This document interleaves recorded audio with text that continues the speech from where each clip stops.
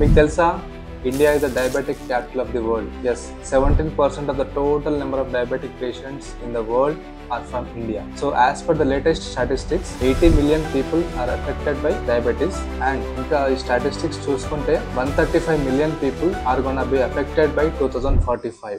Hi, నేను మీ doctor Arun and welcome to Arun's Healthy Dose. So diabetes is two types, type 1 and type 2.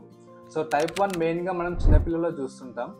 So దీని main cause వచ్చేసి auto immune condition, అంటే మన own immune system మన own cells పైన effect చేసి insulin అనే హార్మోన్ని ప్రొడక్షన్ చేయకుండా ఆపేస్తుంది. సో ఇక్కడ ఇన్సులిన్ హార్మోన్ అంటే ఏంటి అంటే, సో మన బాడీలో ప్యాంక్రియాస్ ఇన్సులిన్ని ప్రొడ్యూస్ చేస్తుంది. సో మనం ఫుడ్ తీసుకున్నప్పుడు మన బ్లడ్ గ్లూకోజ్ లెవెల్ అనేది రైజ్ అవుతుంది. సో ఈ ఇన్సులిన్ అనే హార్మోన్ ఈ బ్లడ్ గ్లూకోజ్ లెవెల్ని తగ్గించి దాన్ని రెగ్యులేట్ చేస్తుంది. సో టైప్ 2 డయాబెటీస్ ఇది మనం మోస్ట్ కామన్లీ ఎల్డర్లీ పీపుల్లో చూస్తుంటామండి. సో దీని మెయిన్ కాజ్ వచ్చేసి మనకి బాడీలో ఇన్సులిన్ లెవెల్ అనేది ఎనఫ్గా ఉన్నా కూడా మన బాడీ సెల్స్ దాన్ని యూటిలైజ్ చేసుకోలేవు.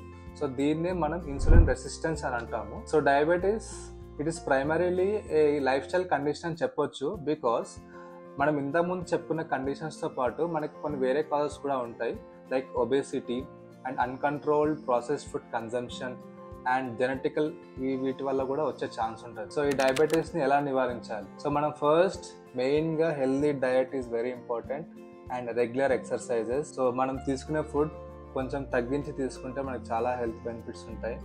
అండ్ అలాగే అవాయిడ్ టొబాకో యూస్. సో ఇలాంటి ప్రికాషన్స్ తీసుకుంటే మనం ఈ డయాబెటీస్ని అవాయిడ్ చేయొచ్చు. Thank you so much.